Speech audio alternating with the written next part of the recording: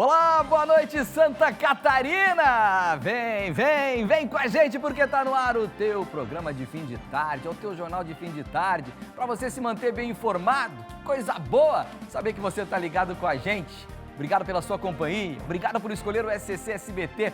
Uma boa semana para todos vocês. Como é que foi o final de semana aí? Deu para curtir, deu para aproveitar? Trabalhou? Não importa. O que importa é que a gente começa mais uma semana juntos, com muita informação aqui no Tá Na Hora Santa Catarina. E obrigado pela sua companhia mais uma vez. 16 de março, aproveito aqui já para começar o programa mandando um beijo muito especial para minha mãe que está de aniversário hoje. Mãezinha, beijo, saúde, muito sucesso, muita alegria, obrigado por tudo. Obrigado por estar sempre ligado com a gente, mesmo de longe. Beijo no coração. E para todos vocês que fazem aniversário no dia 16 de março também, um beijo muito especial. Obrigado pela companhia de todos. Muita informação a partir de agora no Tá Na Hora Santa Catarina. E claro que você é nosso convidado, é mais do que convidado. Bora começar por aqui porque 2 acidentes náuticos assustaram moradores e turistas no litoral de Santa Catarina este final de semana, viu? Um homem morreu após sofrer mal súbito dentro de uma embarcação que seguia para a Ilha do Campeche, em Florianópolis, na manhã de domingo. Ele passou mal, caiu e bateu a cabeça dentro do barco. Guarda-vidas foram os primeiros a atender a ocorrência e constataram que a vítima estava em parada cardiorrespiratória. Equipes de resgate tentaram reanimá-lo com manobras e atendimento médico avançado, mas o homem não resistiu e morreu no local. Já um acidente entre um barco turístico, um jet ski, deixou uma mulher de 30 anos ferida na tarde de domingo em Balneário Camboriú. E esse vídeo aí, repercutiu bastante no litoral norte. A colisão aconteceu próximo ao Parque Unipraias, na orla da praia. No jet ski estava um casal. A mulher foi atendida inicialmente por uma motolância do SAMU e depois levada de ambulância para a UPA do bairro das Nações, apresentando leve sonolência, mas com sinais vitais estáveis. A empresa responsável pelo barco informou que ainda apura as circunstâncias do acidente e que a embarcação navegava dentro do canal de navegação. O caso deve ser analisado aí pelas autoridades, mas a gente vê nas imagens aí que é chocante, né? O pessoal, inclusive, grita desesperadamente enquanto o barco vai se aproximando, né? A escuna vai se aproximando, o pessoal em terra que está filmando vão gritando, avisando, mas, claro, estão muito longe e não conseguem avisar a tempo ali o comandante da embarcação. Que bom que todos estão bem, que continuem assim, boa recuperação para todos os envolvidos e que se apure a principal causa aí do que aconteceu, né? Um incêndio impressionante destruiu um dos comércios mais tradicionais de Balneário Barra do Sul, no litoral norte. As chamas subiram alto e mobilizaram a equipe do Corpo de Bombeiros. Olha só, a imagem é muito forte. Mas o Renato Santos vai chegar com a gente aqui para explicar o que se sabe, o que já se tem de informação, como é que esse fogo iniciou. Renato, explica para a gente, em primeiro lugar, boa noite, boa semana para você, um bom trabalho para a gente. O que já se sabe sobre este caso, né? Esse incêndio? Já tem informação, Renato? Boa noite. Boa noite para você, Tiago. Até agora não há informação ainda do que motivou esse grande incêndio a essa petiscaria na cidade de Balneário Barra do Sul, aqui no litoral norte de Santa Catarina. Esse incêndio foi registrado na madrugada de hoje por volta das 3h04. Os bombeiros voluntários lá da cidade foram chamados para tentar conter essas chamas. Foram utilizados mais de 16 mil litros de água para fazer o rescaldo e apagar as chamas. Rapidamente, também os bombeiros agiram para jogar água sobre as residências que ficavam próximas a esse estabelecimento. As chamas destruíram totalmente o local.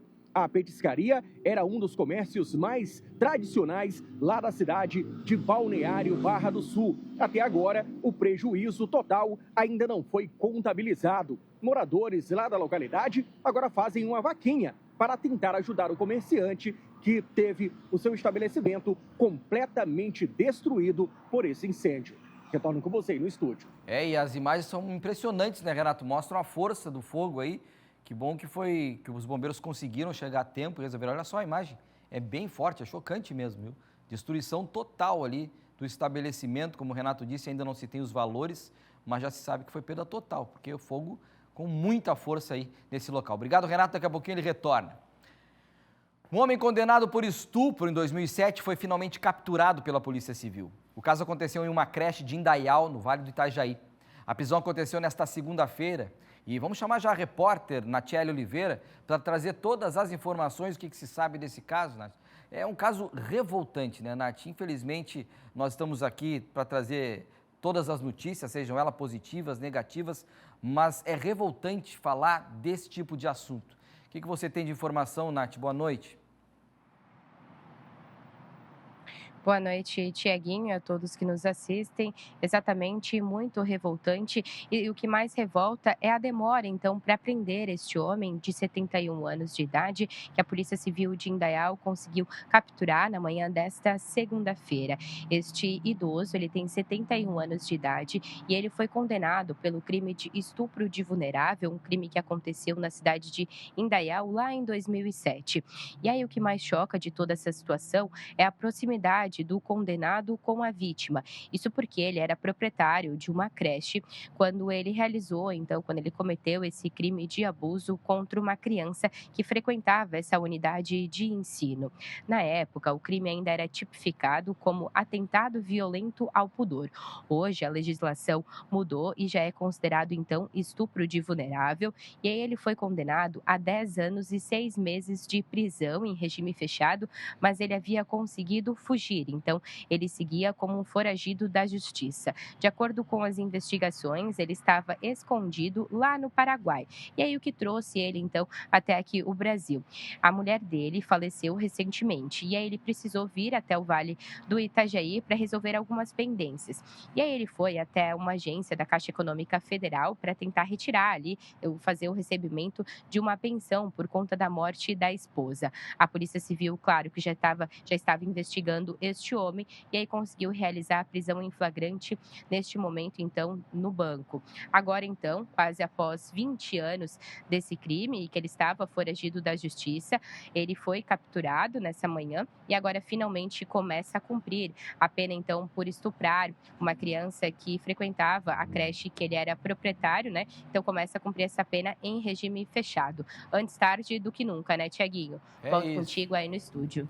Verdade, Nath. Suas palavras são as nossas. Antes tarde do que nunca. Mas é revoltante, como a gente usou o termo no início, falar sobre esse tipo de coisa ainda, né? Mas que bom é que estão todos atentos, que tudo se resolveu. Obrigado, Nath. Daqui a pouquinho você retorna aí com mais informações pra gente.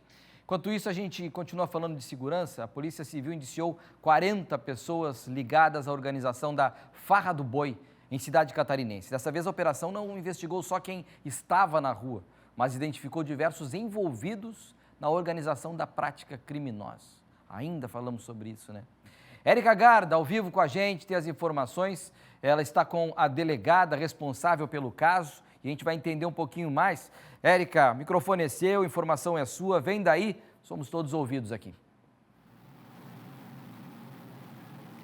É isso, Tiago. Boa noite para ti, para todos os amigos de casa. Uma boa notícia para a gente começar essa semana desse trabalho que já vem sendo realizado há um bom tempo aqui pela Polícia Civil e agora como resultado, então, 40 pessoas indiciadas. Aqui ao meu lado já está a delegada responsável pela investigação. Delegada, boa noite. Obrigada por nos atender. Para a gente começar, então, gostaria que a senhora falasse um pouquinho mais sobre esse esquema da Farra do Boi, né? E como é que foi feita essa investigação, então. Boa noite. Boa noite, Tiago. Então, era uma demanda social muito forte por uma melhor resposta a essas ocorrências de farra do boi no estado de Santa Catarina, em especial no município de Governador Celso Ramos, onde tinha aí uma frequência desse tipo de atividade criminosa. Então, como a DPA inicialmente possuía atribuições naquele município, nós investigamos os casos que demos continuidade, né, em razão dessa atribuição.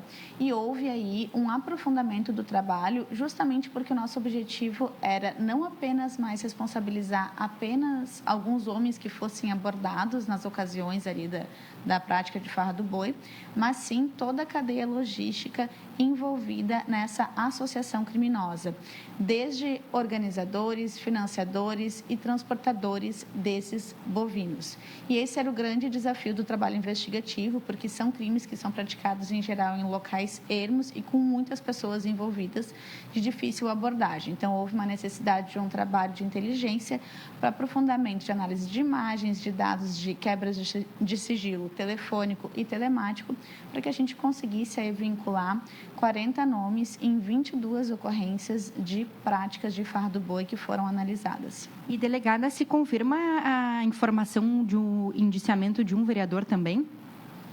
Sim, houve um indiciamento de um vereador do município. Nós identificamos que, em algumas ocasiões, ele tinha ciência das atividades criminosas, ele sabia datas, horários, sabia nomes de pessoas envolvidas. E, em algumas oportunidades, inclusive, houve a guarda no seu sítio de um reboque utilizado para transporte do animal e até mesmo do próprio bovino. Caso o delegado, cidadão, telespectador que está nos acompanhando, presencie alguma cena como essa, né? Pode entrar em contato com vocês para fazer uma denúncia também. Perfeito. A Polícia Civil reitera, né, que qualquer informação sobre farra do boi ou qualquer outro tipo de crime, que nós sejamos contatados imediatamente. Nós temos aí o nosso canal 181 e o WhatsApp da Polícia Civil, onde podem ser prestadas informações, inclusive de forma anônima, e também a nossa delegacia de polícia virtual, onde a pessoa pode registrar um boletim de ocorrência online. Se preferir, as delegacias de polícia também estão abertas para receber qualquer ocorrência criminal. E só para a gente finalizar, delegada, houve esses indiciamentos agora, quais são os próximos passos? O procedimento policial concluso foi remetido para apreciação do Ministério Público e do Poder Judiciário. E, ao final desse processo judicial, as penas previstas para o crime de maus tratos, quando envolve bovinos, somadas às penas do crime de associação criminosa, podem chegar até 4 anos de prisão por fato, aí dependendo também dos procedimentos processuais penais. Obrigada, delegada. Fica então, Tiago, a palavra aqui da delegada responsável pela investigação e também todas essas informações para quem está em casa nos acompanhando. Eu volto contigo. Obrigado, Érica. Pois é, essa prática aí que antigamente era comum, né, infelizmente era comum, hoje não há nem sentido disso ser comum, tanto é que existem leis que proíbem, né? Agora, o que mais pasma a gente é de que um vereador ainda está envolvido nessa prática, como disse aqui a delegada explicando para a gente. É lamentável, né? Tem que endurecer. Enquanto não endurecer as leis, enquanto não doer no bolso, enquanto não forem presos, vai ser isso. Vamos encontrar ainda esse tipo de prática, né? Sofrimento para o animal e tantas outras pessoas que daqui a pouco nem tem nada a ver com a situação, ainda se envolvem nesse tipo de coisa, né? Obrigado aí pelas informações, Érica. Daqui a pouquinho ela está retornando aí. Oliveira, agora são 6h27 agora, é isso, né? Vamos com esse vídeo que ele, na verdade, viralizou, principalmente aqui na Grande Florianópolis. Um homem foi preso pela Polícia Militar por tentativa de furto na noite desse domingo, na rua Conselheiro Mafra, bem no centro, aqui no calçadão de Florianópolis. Ele foi flagrado pelo vídeo monitoramento tentando furtar um aparelho de ar-condicionado em cima de uma marquise de um comércio. Ao perceber a chegada da polícia, ele tentou fugir pelo telhado das lojas, mas ele acabou cercado e se rendeu, né? O suspeito foi preso em flagrante e caminhado aos procedimentos. Agora eu peço que você acompanhe comigo as imagens aí, tá? A primeira chegada, quando a polícia chegou, a primeira viatura chega e pega o amigo dele, porque ele já subiu aqui na direita, tá? Quem estava acompanhando o vídeo aqui no início, ele subiu por esse poste branquinho aqui, ele está nessa marquise, ó. Polícia chega, já foi identificada pela câmera de segurança, que viu toda a movimentação, a importância da tecnologia, do uso da tecnologia, acionou a polícia em 1 minuto e meio, já estava no local, olha. E o homem está ali escondido, viu? Vocês vão ver agora que ele vai se movimentar e a polícia vai conseguir, inclusive, ver a movimentação dele. Ó. Agora, ó, olha só, ele pulando ali em cima da marquise e a polícia, já sabendo onde ele estava, não deu chance, né? Ele teve que descer, olha só, olha aí, olha a criatura. Achando que ainda ia fugir da polícia, já estavam atentos porque viram desde o início toda a movimentação dessa tentativa. Ele ia buscar ali o ar-condicionado, a unidade externa, fios, enfim, mas se deu mal. Graças à ação rápida aí da polícia, parabéns à Guarda Municipal, a Polícia Militar, todos os envolvidos aí utilizando essa câmera de monitoramento. Tem várias delas, hein? Fiquem atentos, tem várias delas, não adianta, não vai ter jeito, não vai ter. Continuando falando de polícia ainda, uma operação da Polícia Militar resultou na recuperação de 7 caminhões e uma mini retroescavadeira furtados no Rio Grande do Sul. Os veículos foram localizados em cidades do oeste do estado após um furto registrado em Erechim. O repórter Felipe Bastos tem todas as informações e explica melhor como tudo aconteceu. Olha só. A ação contou com equipes do 2º Batalhão da Polícia Militar de Fronteira e começou depois que a polícia recebeu informações de que 7 caminhões e uma mini retroescavadeira haviam sido furtados no Rio Grande do Sul. Com base nessas informações repassadas entre as equipes, os policiais passaram a fazer buscas em cidades do oeste do estado. Em Pinhalzinho, um caminhão com registro de furto foi localizado às margens da BR-282. A suspeita era de que o veículo estaria próximo a um desmanche. A partir das informações levantadas no local, a polícia conseguiu localizar outros 4 caminhões no município de Anchieta e mais um em São Miguel do Oeste.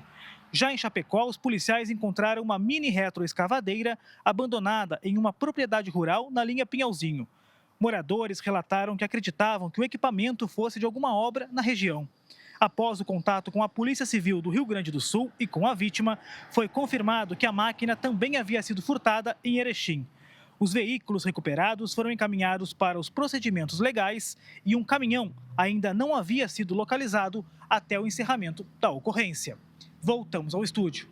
Obrigado, Felipe, por todos os detalhes e informações. Agora 6h30. Vamos para o sul do estado? Porque lá a Justiça determinou a apreensão de um veículo após o proprietário não tendo quitado as parcelas e ter escondido o carro. Vamos entender mais esse caso conversando com a Emanuela Justino, que trouxe todos os detalhes para a gente. Olha só. Esse caso está sendo tratado como peculiar pela Justiça de Santa Catarina por conta, então, de uma compra, um financiamento de um veículo. Como é que aconteceu toda essa situação, né? Aconteceu aqui no sul do estado, então o homem comprou um carro, financiou, só que ele não pagou nenhuma das parcelas. Com esse atraso, então, a Justiça determinou a busca e apreensão do veículo pela falta de pagamento. Só que aí, segundo nesse processo, né, segundo o juiz, ficou caracterizada a má-fé processual, porque desde o início ele não teria a intenção de fazer o pagamento pelo veículo. Esse homem teria informado que tinha um salário de R$ 1.500, ou seja, a parcela era de pouco mais de R$ 1.000, então só a parcela do veículo já pegaria a grande parte do salário dele. E ele também informou que pagava um aluguel no valor de R$ 850. E nisso, então, não fecha a conta, né? Então, desde o início, nenhuma parcela foi paga e, segundo o juiz desse caso, então, ele agiu de má fé porque desde o início ele sabia que não ia conseguir arcar com essas parcelas. Quando foi decidido esse mandado de busca e apreensão do veículo, esse homem ainda escondeu o carro na casa de um parente. Ainda durante esse processo, ele recorreu, né? O devedor acabou recorrendo ao tribunal. Ele alegou juros abusivos, capitalização irregular e também outras supostas irregularidades, né, ilegalidades contratuais desse financiamento. O juiz, então, determinou que pelo menos ele depositasse o valor das parcelas, sem contar os juros, que ele depositasse o valor das parcelas que estavam em atraso, mas mesmo assim o valor não foi pago. Então, acabou caracterizando má-fé processual nesse caso que aconteceu aqui no sul do estado, então, que desde o início, né, ele já tinha essa noção que não conseguiria pagar as parcelas, que era muito além da renda do que ele tinha, e nesse caso o juiz, então, né, a Justiça entendeu que foi má-fé processual, que desde o início não houve a intenção de arcar com as parcelas do veículo. Volto com vocês aí no estúdio. Obrigado, Manu. Agora 6h32. A Receita Federal do Brasil divulgou as regras e o calendário do Imposto de Renda 2026 referente ao ano base 2025, é claro. O prazo para enviar a declaração começa em 23 de março e vai até o dia 29 de maio. O sistema continuará com a declaração pré-preenchida, que importa automaticamente dados do contribuinte, né? As restituições serão pagas em lotes, com prioridade para idosos, pessoas com deficiência, professores e quem usar a pré-preenchida com Pix. A orientação é que os contribuintes organizem documentos com antecedência, como informes de rendimento, despesas médicas, educacionais, dados de bens e dependentes. Os comprovantes devem ser guardados por até 5 anos para evitar problemas com a malha fina. Então, fique atento à data, prazos e documentação também.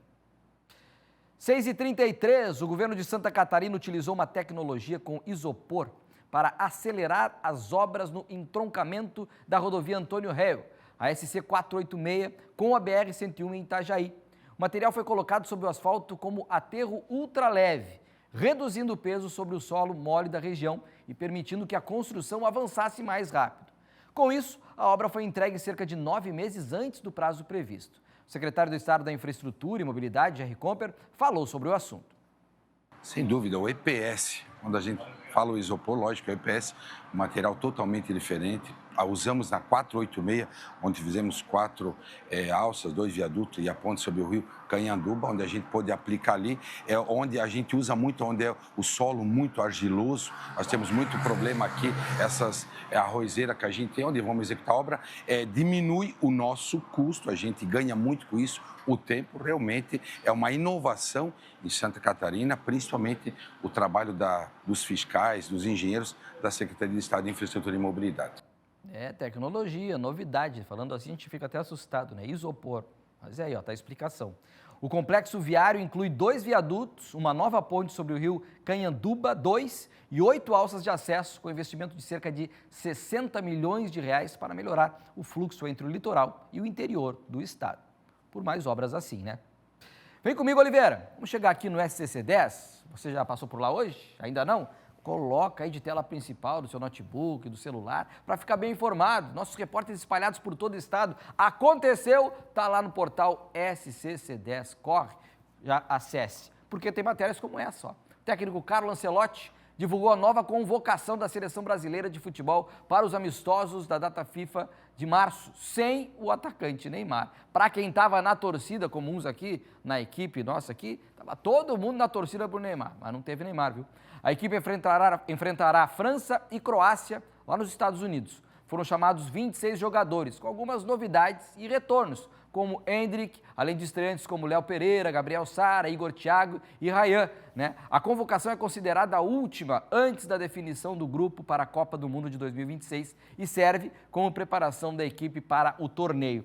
Todas as informações você encontra aqui no portal SCC10, essa por Roberto Gatti. Sem Neymar, Ancelotti divulga convocação da seleção. É quem estava esperando pelo craque, dessa vez ele não foi. E amanhã, aqui na telinha do SCC SBT, ainda falando de futebol, tem Champions League. Oh, coisa linda, né? E o nosso querido João Venturi tem mais informações sobre esse jogaço que você vai assistir aqui. Olha só. Fala pessoal, uma segunda-feira agitada aqui em Manchester. Eu estou em frente ao centro de treinamento do Manchester City. Há pouco tivemos a entrevista coletiva por aqui com o técnico Pep Guardiola e também com o meio-campista Bernardo Silva, às vésperas do jogo mais importante para o Manchester na temporada. Oitavas de final da Liga dos Campeões e vem por aí o Real Madrid. E a notícia logo na manhã dessa segunda-feira, que pegou muita gente de surpresa, foi que o treino, às vésperas deste duelo, o treino foi cancelado pelo técnico Pep Guardiola. Na coletiva que ele falou há pouco aqui, ele confirmou que o time chegou muito cansado depois da partida contra o West Ham no final de semana pelo Campeonato Inglês. Por isso, ele decidiu dar folga para o time todo na segunda-feira. Mas amanhã a equipe trabalha normalmente antes do jogo contra o Real Madrid. O Pep Guardiola falou que o Manchester vai precisar de uma partida perfeita para encarar os espanhóis. Muito bem no ataque, mas principalmente na defesa. Até porque os sinais que chegam de Madrid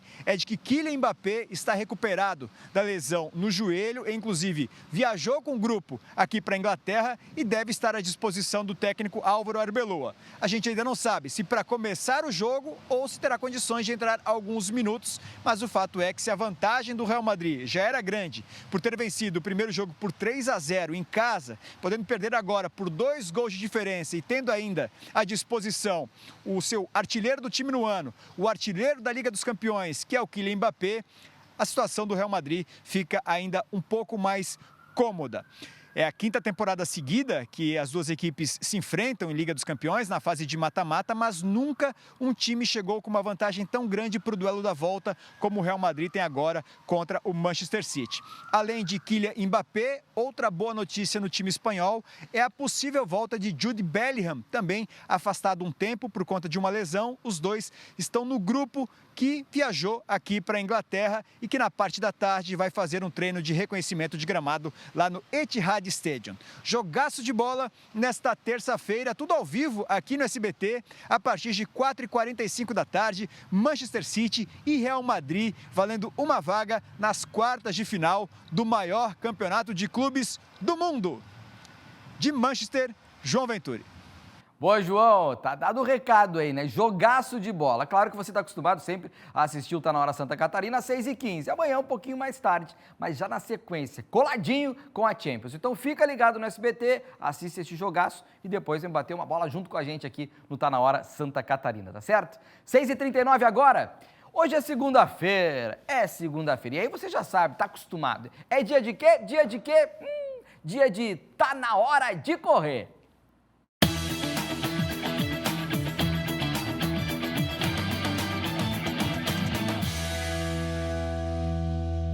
É isso mesmo, você já está mais que acostumado, né? Segunda-feira é dia. E hoje, a Júlia Matos foi encontrar um grupo de mulheres corredoras. E nós vamos entender um pouquinho mais como é que a corrida, além de ser uma corrida natural, que a gente está acostumado, mas como ela também se transforma em um ato político. Nós vamos falar, sabe de quê? De segurança das mulheres. É isso, onde é que elas correm, o que elas pedem, o que elas cuidam. Tudo isso você vai entender agora nessa reportagem muito legal que a Júlia Matos fez pra gente. Olha só. O Tá Na Hora de Correr tá chegando na nossa finaleira e eu resolvi trazer um tema importante para nossa discussão. Corrida também é política. Sabe por quê? A experiência de correr, da vida saudável, do bem-estar, pode ser diferente para homens e mulheres. Isso porque algumas preocupações que mulheres têm na hora de correr, às vezes não passa nem perto da cabeça dos homens. Mas, o que eu fiz? Vim até São José para interromper o treino dessas meninas que vão me ajudar a contar essa história. Olha só.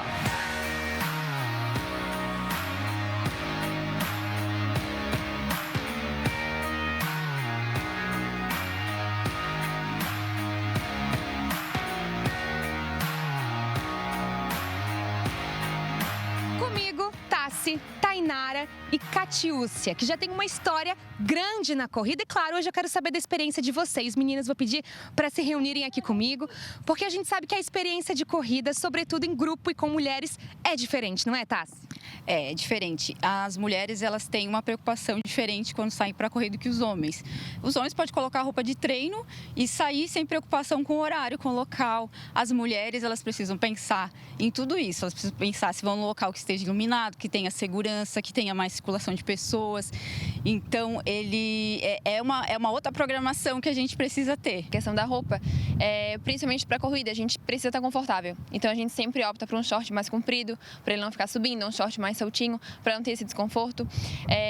Também questão da parte de cima, um top mais que sustenta mais, para não ficar muito à mostra. E apesar de treinarem juntas, os planejamentos são constantes, até porque todas já passaram por alguma situação, no mínimo desagradável ou mesmo de violência. O alerta precisa ser constante. Não dá para sair muito cedo da manhã, porque os homens ainda não respeitam as mulheres corredoras. Eles ficam passando de bicicleta, fazendo uma gracinha, ou se não, correndo mais rápido e dizendo que a corrida não é para as mulheres, que as mulheres não têm a mesma força. Você já ouviu isso? Já ouvi. Que absurdo. Muitas vezes. E também eu fico muito preocupada com a minha segurança. Porque às vezes tem provas mais longas que a gente precisa sair um pouco mais cedo, pela questão da temperatura, do conforto térmico. Então, sair antes de abrir o sol é muito perigoso, porque tem pouco policiamento na rua, tem pouca segurança e até chegar numa beira-mar, num local que é adequado para a corrida, a gente passa por esses momentos de insegurança. Eu estava correndo, eu saí para um treino sozinha. Geralmente eu saio com meu marido para treinar, mas aí de manhã cedo ele não gosta de acordar cedo, eu fui sozinha. E eu estava correndo numa rua deserta e quando eu vi tinha um homem vindo, instintivamente eu voltei correndo para não passar por ele. Então, assim, pode ser que ele não ia falar nada, não ia fazer nada, mas eu, por minha própria segurança, decidi voltar. Então, esse alerta é constante, né? A gente fica meio insegura e acaba fazendo um pré-julgamento necessário, mas para nossa segurança é importante, né? Claro, criam-se estratégias, né, Tainara? Isso aí. Não, até para o nosso conforto também, eu sempre opto também, se eu não consigo treinar em horários com mais gente, horários mais seguros, digamos assim, eu sempre vou com meu marido também, então a gente sempre escolhe ou de manhã bem cedinho treinar junto, ou correr final da tarde também. Então, se é um lugar que eu vejo que tem pouca iluminação, que não tem muitas pessoas, ele sempre está me acompanhando também. É uma pena que ainda hoje a presença de um homem traga o respeito de outros, mas ainda assim uma ajuda, um companheiro é diferente, né? Não, total, faz diferença e já puxa também ele para o esporte, um já puxa o outro e também é essa questão de parceria, de companhia. Então é segurança e é parceria, amor? Com certeza, isso aí.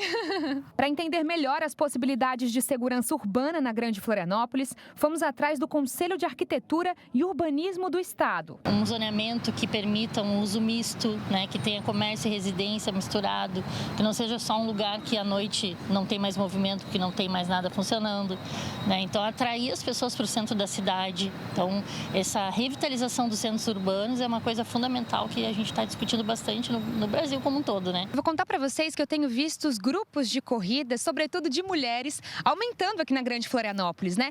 Mas para vocês, como escolher o local da corrida? Que tipo de estrutura urbana é necessária? Principalmente iluminação, vegetação, eu acho que é bem importante também a gente correr no ar mais livre. Seja monitorado, né? Eu acredito que também impossibilita de acontecer alguns incidentes principalmente com mulheres que estão correndo em horários que nem sempre as mulheres conseguem correr nos horários que são adequados. Às vezes elas precisam correr mais tarde por conta da jornada tripla, às vezes, né? Então a gente precisa que tenha segurança, o mínimo de segurança para fazer nosso esporte, né? Em locais onde há barreiras, onde tem pistas específicas, como na Beira-Mar Continental, na Beira-Mar São José, na Beira-Mar Norte, onde os carros não passam, onde tem a vegetação separando o asfalto, porque é muito perigoso correr entre os carros. As motos, às vezes, passam muito perto da gente. Então, como proporcionar nos bairros planejados, né, nas expansões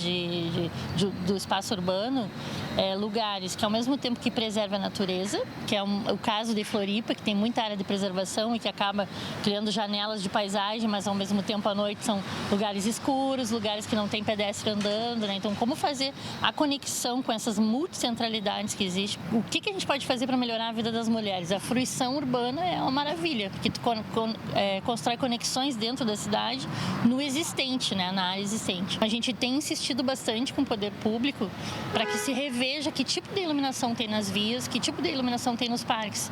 Até porque a gente tem um conflito, né? No parque, onde tem muita árvore, a gente não pode ter a mesma iluminação da via, porque lá tem os pássaros que precisam dormir. Então, assim, isso também é uma preocupação. As pessoas não precisam frequentar internamente os parques à noite, né? Então, é preparar a rua para poder ter as corridas de rua à noite e a mulher poder circular, a criança, né? O idoso. E dentro dos parques é uma iluminação diferente para não prejudicar a natureza, né? Mais do que correr, cria-se irmandade. A cada quilômetro nasce uma rede de apoio, respeito e proteção entre mulheres que compartilham o mesmo caminho. Aqui, nenhuma mulher corre sozinha. O apoio de uma mulher com a outra, aquele incentivo, aquele abraço, aquele vai, você consegue, é extremamente importante. Tassi, essas mulheres também fazem parte hoje da tua vida na corrida? Fazem parte. A gente combina quais corridas que a gente vai fazer, a gente já tem um calendário pronto. Os treinos, não faltamos, né? Procuramos sempre estar presentes nos treinos presenciais, assim, porque a gente troca muita ideia também aqui. Não é apenas, a gente não vem só para treinar, para correr. A gente vem também para se ver, para trocar ideia. Também tem grupo do WhatsApp, então... É muito além da saúde física, né? Isso, é muito além da saúde física. É a amizade de corrida, né? Ninguém fala sobre isso, mas é uma amizade diferente, né? O desestresse no final do dia, saúde mental? Com certeza, principalmente a saúde mental.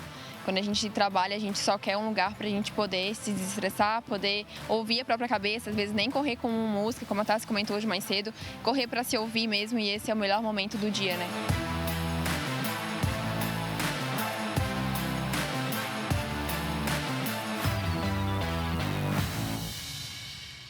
Olha, a Júlia correu ali junto, eu não sei se foi só feição, foi só aqueles metrinhos ali.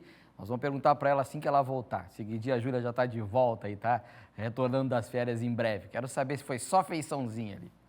Vamos fazer uma pausa e você vai ver a seguir mais notícias, é claro, sobre o final de semana. E ainda, o Tribunal de Justiça de Santa Catarina entra com medidas sobre a prática de nudismo na Praia da Galheta, em Florianópolis. A mobilização do Ministério Público Federal em defesa do restaurante universitário para os estudantes da UFSC de Blumenau. Tudo isso e muito mais, é claro, daqui a pouquinho aqui no Tá Na Hora Santa Catarina. É rápido o intervalo, a gente volta em seguida.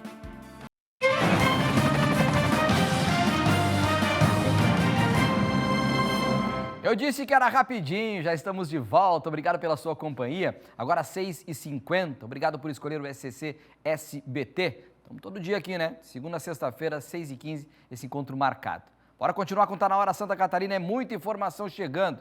E o fim de semana foi marcado por acidentes graves no trânsito lá no norte do estado. 2 ocorrências foram registradas na BR-280 em um intervalo de poucas horas, infelizmente.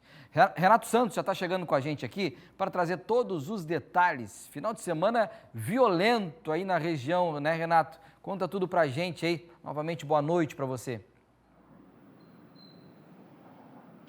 Isso mesmo, viu, Tiaguinho? Final de semana bastante violento, bastante movimentado aqui no norte do estado, no que diz respeito às ocorrências policiais, aos acidentes de trânsito. O primeiro acidente aconteceu na tarde de sábado, por volta das 4h45, lá na BR-280. Envolveu um motociclista e também um ciclista. Esse homem que estava na bicicleta tentava atravessar a BR-280 quando foi surpreendido pelo motociclista que acabou colidindo contra esse rapaz. Ele morreu na hora. O motociclista foi arremessado contra uma placa às margens da 280. Ele sofreu ferimentos graves, teve parada cardiorrespiratória. Os bombeiros foram chamados, tentaram por 40 minutos fazer a reanimação desse homem, mas infelizmente ele também perdeu a vida. O segundo acidente, a gente também tem imagens, e eu vou pedir para a produção colocar aí na tela, ocorreu também lá na BR-280, mas na noite de sábado, por volta das 22h48, envolvendo um Jeep Renegade e uma motocicleta. De acordo com informações da Polícia Rodoviária Federal, o carro acabou colidindo contra essa motocicleta e o motociclista acabou também morrendo ainda no local do acidente. Os profissionais também tentaram reanimar esse rapaz que teve parada cardiorrespiratória, mas ele veio a óbito ainda no local do acidente. O homem foi identificado como Luiz Antônio Pereira. Ele é natural da cidade de Cascavel, lá no estado do Paraná. Nos documentos dele, constam que ele é filho da dona Ana Carvalho e do seu Brasílio Pereira. Esse homem, o corpo dele continua no Instituto Médico Legal, lá da cidade de Jaraguá do Sul, para a polícia tentar identificar os familiares. Até agora, ninguém da família foi encontrado para fazer a remoção do corpo desse homem que perdeu a vida nesse trágico acidente lá na BR-280. O terceiro acidente, viu, Tiago, aconteceu também na noite do último sábado, lá na cidade de Jaraguá do Sul. Agora, o motivo é o que mais impressiona. Bebida alcoólica. O motorista de um Jeep Renegade estava altamente alcoolizado, acabou avançando a preferencial de uma das ruas mais movimentadas lá de Jaraguá do Sul e colidindo contra um veículo Palio que estava sendo conduzido por um rapaz de 23 anos e uma moça de 22. Um homem ficou preso nas ferragens até a chegada dos bombeiros e também da polícia. Para os policiais, esse rapaz de 23 anos que estava no veículo Palio disse que o condutor avançou a preferencial e não respeitou, na verdade, a placa de pare. A polícia foi até o local, o motorista do Jeep Renegade permaneceu, ele estava visivelmente embriagado, ele aceitou fazer o teste do bafômetro e foi constatado que ele tinha ingerido bastante bebida alcoólica. Foi apresentado 0,81 miligramas de álcool no sangue desse rapaz, o que é muito além do que é permitido por lei. Ele foi preso em flagrante. Portanto, 3 acidentes graves registrados nesse final de semana aqui na nossa região, viu, Tiago? Retorno com você no estúdio. Que tristeza, né, Renato? Obrigado aí pelos detalhes, mas quantas famílias dilaceradas, né? Que tristeza. É claro, nesse caso aí foi irresponsabilidade total, né, nesse último caso. Mas os outros ainda estão apurando, muitos deles, mas é uma tristeza só. A gente lamenta nossos sentimentos, as famílias de todos os envolvidos, mas não adianta. O carro sem responsabilidade é uma arma, né? Tá aí, ó. Prova disso está aí. Obrigado, Renato. Agora, às 6h55, a polêmica sobre a prática do nudismo na Praia da Galheta acaba de ganhar um capítulo decisivo lá na Justiça. O Tribunal de Justiça de Santa Catarina entrou no caso com uma medida polêmica. Agora vamos entender melhor, até porque falar da Praia da Galheta, olha, é muita polêmica e muita novela. Érica Garda chega para trazer os detalhes para a gente entender um pouquinho mais, Érica. Olha, essa novela, para quem é aqui de Floripa, quem frequenta, não só no verão, mas quem vem aqui para a ilha, sabe que é uma novela de muito tempo. O que mudou a partir de agora? O que tem de decisão? Microfone é seu, informação é sua e eu quero saber agora. Vamos lá. É isso, Tiago. Boa noite novamente a todos os nossos amigos de casa. Para a gente resumir, essa decisão do Tribunal de Justiça aqui de Santa Catarina, ela permite, então, autoriza, vai garantir a liberdade dos frequentadores na Praia da Galeta, que fica no sul aqui da ilha, contra abordagens policiais que estejam relacionadas, então, à prática do naturismo. Lembrando que a Praia da Galeta, ela é conhecida internacionalmente pela questão do nudismo, mesmo o espaço não tendo uma legislação atual sobre esse tema. A decisão, então, ela foi tomada na quinta-feira passada, dia 12, e ela determina, então, que autoridades policiais, sejam do município ou do estado, não podem prender nem fazer conduções coercitivas dentro dos limites da faixa de areia e também no mar, apenas por causa da nudez não sexual. Essa decisão foi bastante contestada pela Prefeitura. Eles nos encaminharam uma nota dizendo que não concordam com a decisão, porque julgam que toda essa questão e essa liberação por parte do Tribunal de Justiça vai contribuir ainda mais para as questões que a gente já sabe que vem acontecendo na Praia da Galeta, aqui em Florianópolis. E aí também vale a gente resumir que a partir de agora, essa decisão vai ficar valendo até uma futura deliberação do Legislativo Municipal aqui de Florianópolis. E o Tribunal de Justiça também ressaltou que a permissão não se estende a trilhas, costões ou estacionamentos. Ou seja, essa questão, esse habeas corpus, ele só foi positivo e garante essa liberdade dos frequentadores na questão ali do mar e na faixa de areia, porque muitas pessoas comentam o que acontece nas trilhas, então realmente fica a ressalva que esse habeas corpus, ele é para os frequentadores, mas ali na faixa de areia e do mar. A gente também recebeu mais cedo uma nota da Associação Amigos da Galeta. Eles informaram que receberam a decisão com muita alegria, porque é uma questão de justiça para com todos os naturistas que frequentam a Galeta há décadas. Então tem esse posicionamento contrário aqui da Prefeitura de Florianópolis, mas esse posicionamento então bastante positivo da parte da associação, que já esperava essa decisão há um bom tempo. É isso, Tiago, a gente vai seguir acompanhando, como tu bem comentou, é um assunto que gera muita repercussão aqui em Florianópolis, em outras cidades da região, e a gente vai seguir, então, acompanhando esse tema e até para ficar de olho nos próximos desdobramentos. Eu volto contigo. Obrigado, Érica. Obrigado pelos detalhes, as informações. Agora, volto, então, a valer a questão de praticar o nudismo, diante dessas informações, mas o problema ali nem é esse. O problema é que a gente já noticiou por diversas vezes os que se passam diante disso. É a irresponsabilidade desta liberdade. E aí não podemos confundir aí a liberdade com libertinagem. Tem tudo isso. A Praia do Pinho, por exemplo, aqui em Balneário Camboriú, ali do lado, nunca aconteceu problemas porque são respeitados. São normas, regras respeitadas. Aqui sempre deu problema. A gente não passa sem ter problema e notícias negativas relacionadas não só à trilha, mas na praia. É briga, espancamento, as pessoas se passam, atos obscenos, enfim.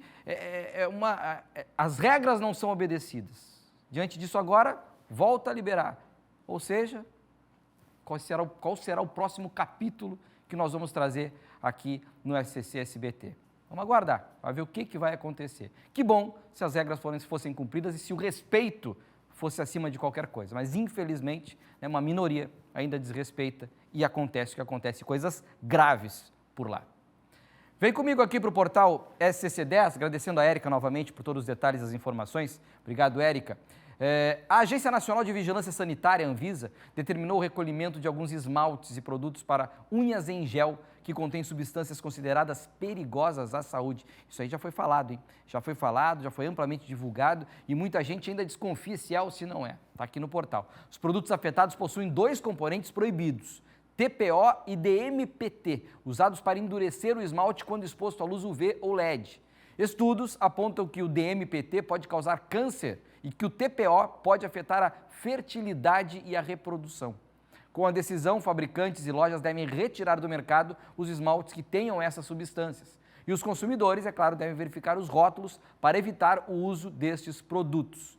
Todas as informações, inclusive quais são, né, esses aqui, ó, esmaltes com gel recolhidos pela Anvisa. Tem todos os detalhes aqui, ó, todos os lotes, ó, Plus Gel, Esmalte Gel Impala, tem todas as marcas, tudo que tem que ser recolhido. E inclusive as substâncias proibidas. Para quando você não souber a marca, olha atrás ali todas as especificações e vê se contém. Se contém, foge, que vai dar problema. Mas todos os detalhes estão aqui na matéria do portal SCC10. Passa lá. Vem comigo, Fernando Oliveira, agora 7h01. Obrigado pela sua companhia. Esse é o Tá Na Hora Santa Catarina.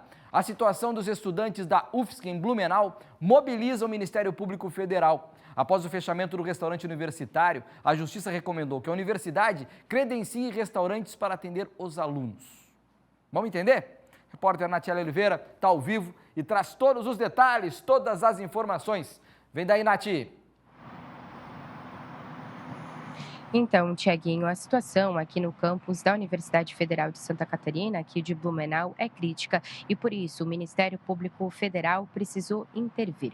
Toda essa história começou quando o restaurante universitário foi fechado em dezembro do ano passado, porque a empresa desistiu desse contrato. Vale ressaltar que é um serviço terceirizado, prestado, então, para a universidade. E, desde então, a UFSC não oferece mais o RU para os estudantes. Hoje, o que assegura a alimentação de muitos desses alunos é um auxílio emergencial de R$300. Só que aí que está o problema, porque conforme o Ministério Público Federal, eles acreditam que este valor ele não é suficiente para garantir toda a alimentação durante todo o mês. Então, o Ministério Público, o que ele exige agora da UFSC? Primeiro, que a universidade não espere a burocracia do processo licitatório terminar, isso porque a universidade agora está iniciando então uma licitação para contratar uma nova empresa para prestar esse serviço e que faça o credenciamento, uma parceria com restaurantes ao entorno ali da universidade para que os alunos possam então se alimentar nesses locais. Assim, o estudante vai voltar a ter o prato de comida garantido usando esse benefício que já era garantido então para eles através então desses estabelecimentos. A preocupação maior desse órgão, do MPF, é a evasão escolar. Isso porque muitos alunos da UFSC, principalmente aqueles com uma vulnerabilidade social mais elevada, eles acabam contando então com essa alimentação durante o ano letivo e aí agora sem esse benefício muitos podem acabar desistindo dos cursos, né? Essa é a preocupação maior do órgão federal. Em reunião, a UFSC com o MPF, a universidade garantiu que a licitação está avançando, mas que promete analisar esse plano B de fazer ali uma parceria com alguns restaurantes para que os alunos possam comer por ali, sugerido então pelo MPF. A gente procurou a assessoria de imprensa hoje durante a tarde, a assessoria de imprensa da UFSC, do campus aqui de Blumenau, mas até o momento não obtivemos retorno. O espaço segue aberto, até para que eles também prestem esse esclarecimento sobre toda essa situação e atualizar então esse caso, mas a gente vai seguir acompanhando toda essa história. Por enquanto, não há previsão de um novo restaurante universitário começar a funcionar aqui no campus de Blumenau da UFSC. Tiaguinho, volto contigo aí no estúdio. Obrigado, Nath. Obrigado pelos detalhes. Fica atento aí, mais informações e atualizações. É claro, como você disse, está aberto, não só no nosso portal, mas também amanhã no SCC meio-dia. Obrigado, Nath. Bom descanso para você e até amanhã.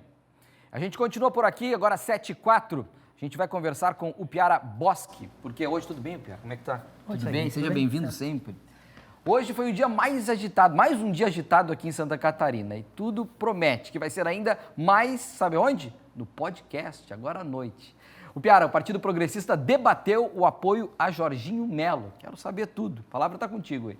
Então, Tiaguinho, boa noite a todo mundo em casa. O Progressista estava reunido até agora há pouco. Os senadores pediam a mim, deputados estaduais, lideranças, pré-candidatos a deputado federal, para debater se apoiavam desde já a reeleição do governador Jorginho Melo. A gente tem acompanhado nas últimas semanas, esse é o mês em que se definem filiações, se definem mudanças de domicílio eleitoral, então é um mês de encaminhamento muito forte. E a gente viu a briga que teve essa semana sobre a candidatura do adversário, né, João Rodrigues, pelo PSD, e o Progressistas é a noiva, porque tem um pré-candidato a senador, o senador Esperidião Amin, pré-candidato à reeleição, e ele não cabe na chapa do Jorginho Melo, que já tem 2 nomes ao Senado, mas ele poderia ir avulso ou poderia apoiar João Rodrigues. Então, a conversa hoje no Progressistas, que depois vai ter que ser ensaiada lá com a União Brasil, porque é uma federação, os 2 partidos têm que lançar uma chapa só e só podem formalizar apoio a um partido. Mas a reunião de hoje mostrou ampla preferência entre os pré-candidatos a deputado estadual e federal do partido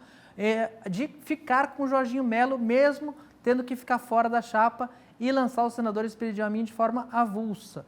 O Amin não se posicionou. Inclusive, isso é bastante importante, demos sorte, porque Esperidião Amin já estava convidado para o podcast SCC Piara. Então, daqui a pouco, 8h30 da noite, o Esperidião Amin está aqui com a gente e vai poder esclarecer dúvidas sobre essa reunião, sobre as conversas, sobre o que ele acha de estar com João Rodrigues ou estar com Jorginho Melo nessa eleição, como ele vê a própria formação da chapa do governador Jorginho Melo, com Caroline de Toni, deputada federal que vai ao Senado, e com Carlos Bolsonaro, o filho de Jair Bolsonaro, que acabaram deixando ele fora da chapa. Vai ter bastante conversa e a gente não vai falar só sobre isso também. Para quem não gosta só de política partidária, vida real, na veia, porque vamos falar dos contratos da BR-101. Afinal, o senador Esperidião Amin acredita que ainda possa ter solução para o Morro dos Cavalos, para as obras tão necessárias na região de Itajaí, de Joinville, na BR-101?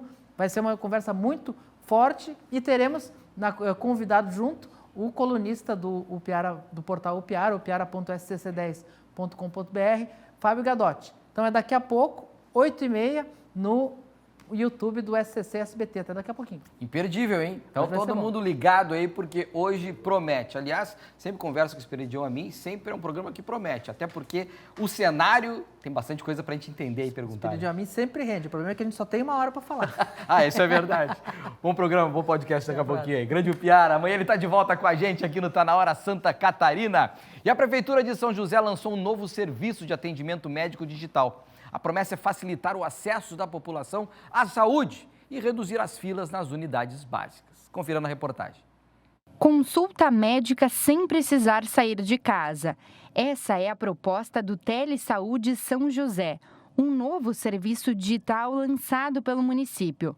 Pelo celular, o morador pode receber orientação de enfermagem e consultas médicas. O Telesaúde São José é uma ferramenta que tem como principal objetivo, garantir acesso dos munícipes à saúde de forma confortável, dentro do lar, considerando todas as questões relacionadas à dificuldade de locomoção, a logística.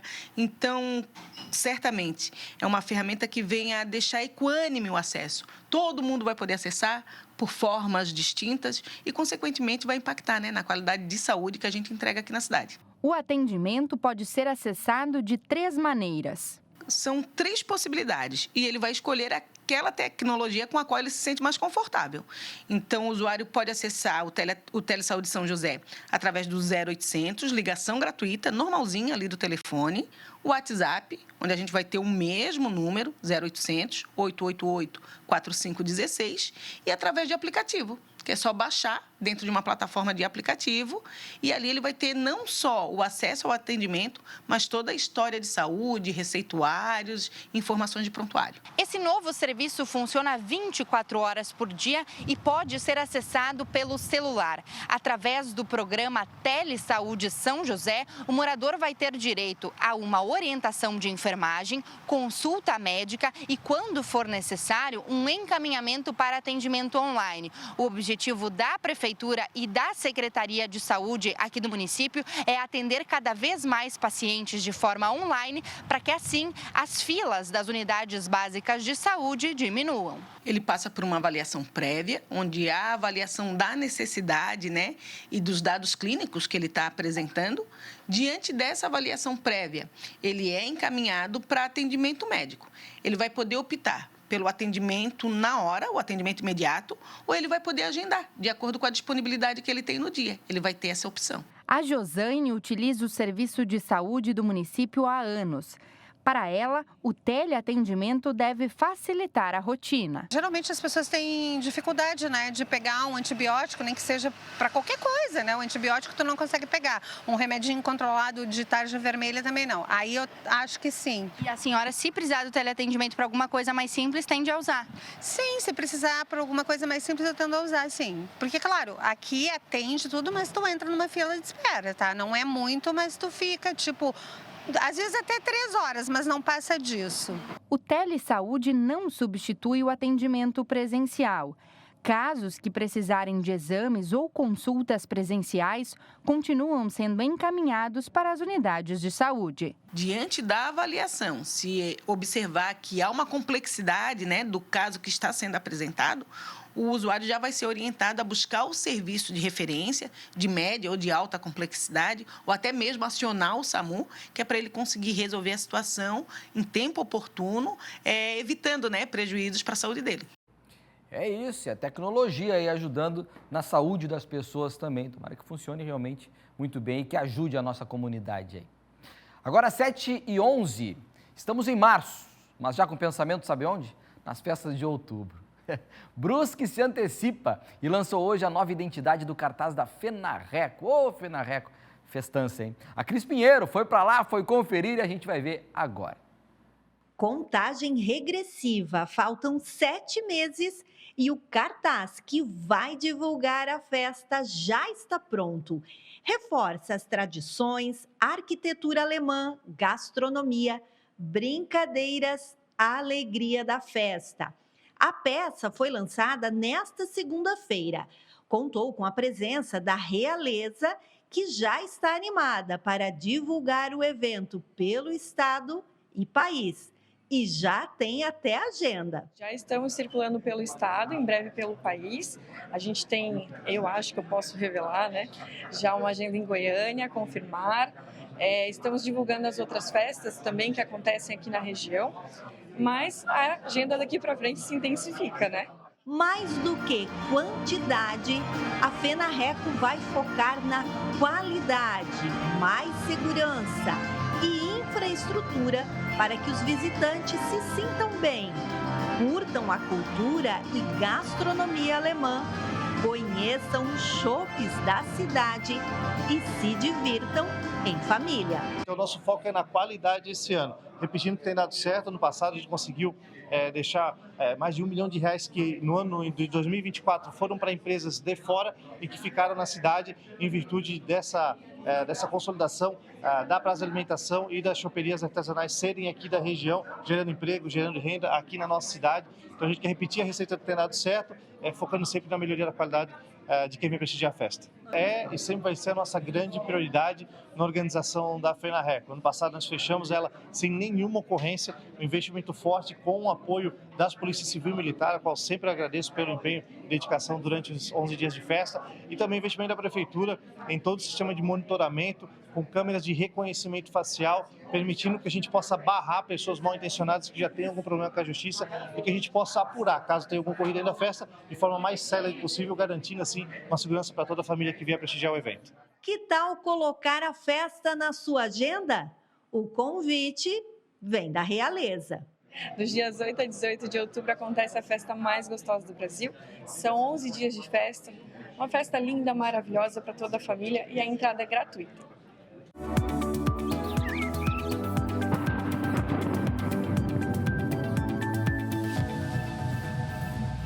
Bora falar da previsão do tempo. A terça-feira começa com tempo estável em Santa Catarina, com mais nuvens e chance de chuva fraca rápida no litoral. À tarde, o calor, a umidade e áreas de baixa pressão favorecem temporais isolados no Grande Oeste e entre o litoral sul e a serra. As temperaturas ficam altas, entre 27 e 32 graus, podendo chegar a 34 graus nas áreas mais quentes do oeste e também do litoral sul. Vamos ver como é que ficam aqui as regiões? Vem comigo aqui para a gente acompanhar, Oliveira. Aqui no oeste, sempre a temperatura bem elevada, 30 graus de máxima, 15 de mínima. Aqui também na parte da serra, 27 de máxima, previsão de chuva, pode cair chuva, né? 31 graus aqui no vale, 30 no oeste, 29 aqui no litoral, 29 também no sul. São as temperaturas das regiões. Agora vamos ver algumas cidades, para você que está nos acompanhando aí pelo estado. Rapidamente aqui, ó, vamos colocar para terça-feira. Bora comigo aqui em Xanxerê. Alô, Xanxerê! 27 de máxima, vem chuva por aí, hein? Nova Veneza, 31 graus. Joinville, sol brilha, 29 graus de temperatura máxima. Correia Pinto, também previsão de chuva por lá, 27 graus. E Biguaçu, que na Grande Floripa, 28 graus. Um abraço para todo mundo que está ligado nessas cidades aqui com a gente. Vamos fazer um intervalo rapidinho? Você vai ver a seguir. Estoque baixo de sangue no Hemosk. E além disso, atenção para quem está em endividade. Tem feirão Recupera Mais. Daqui a pouco, todas as informações aqui no Tá Na Hora Santa Catarina. Então faz o seguinte, ó, não toca no controle remoto, não mexe em nada. A gente já volta.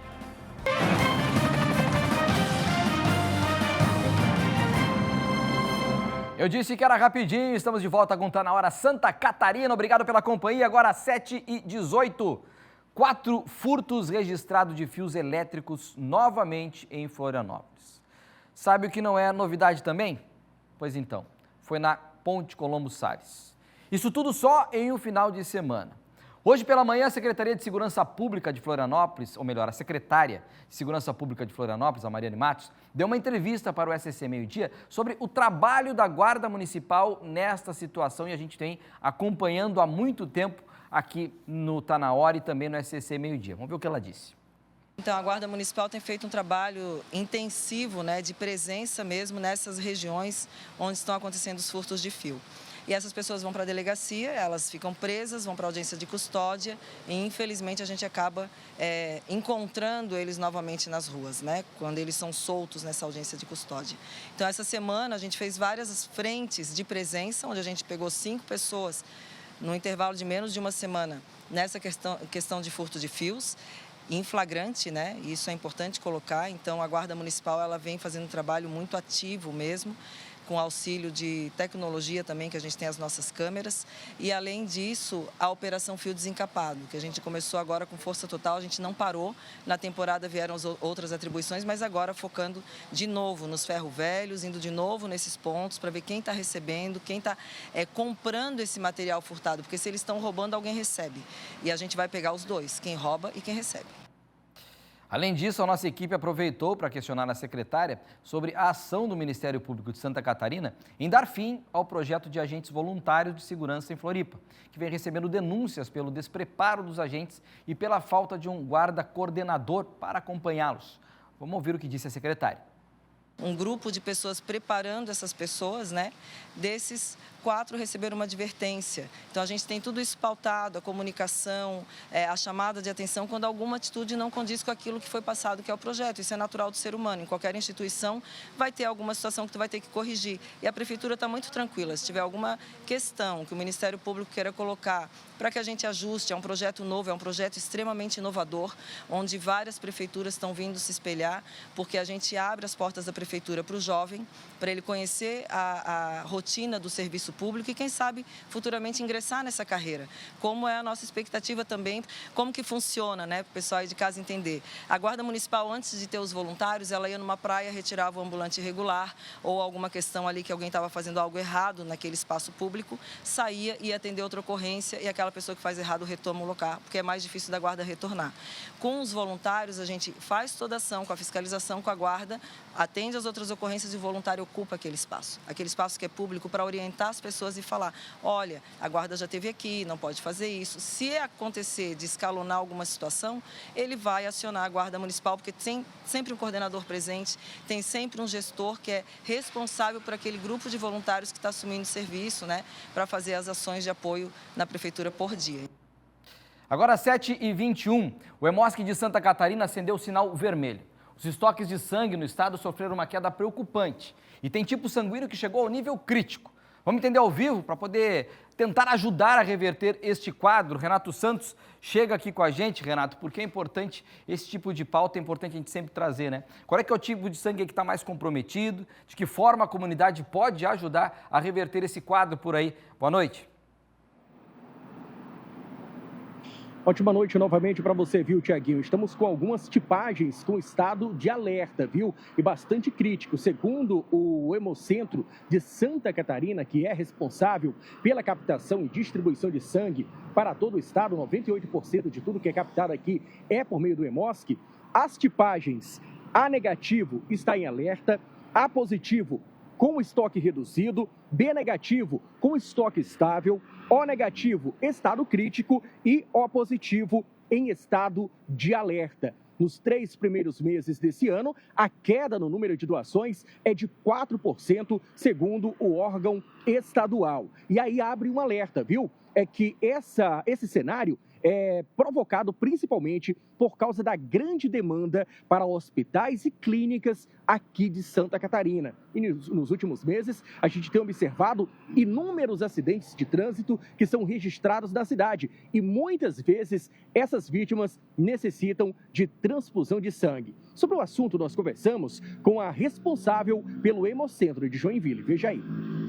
A garantia do atendimento à demanda de sangue no estado depende da vinda dos doadores de sangue. Então, nós precisamos que os doadores venham para que o Hemosc possa viabilizar essa doação para o paciente que está precisando. Então, aguardamos vocês, tá? Sejam individualmente ou em grupo, nos hemocentros mais próximos de onde vocês se encontram, para fazer essa doação. É muito importante a vinda de vocês neste momento. Pois é, para ser um doador é necessário ter entre 16 e 69 anos e pesar acima de 50 quilos e, claro, estar em bom estado de saúde. Retorno com vocês aí no estúdio. Obrigado, Renato. É isso, vamos fazer a nossa parte e reverter esse caso aí, né? Obrigado novamente. 7h24 agora, hoje o dia foi diferente para uma turma de voluntários. Eles foram para a sala de aula aprender na prática a despertar a alegria. É o projeto Terapeutas da Alegria, que é desenvolvido pelo Núcleo de Humanização, Arte e Saúde da UFSC. Vamos entender mais? Muito legal a reportagem. Confira agora. Aqui a vergonha fica de lado. A ideia é a interação. Um despertar de consciência que traz à tona a alegria que existe dentro de cada um.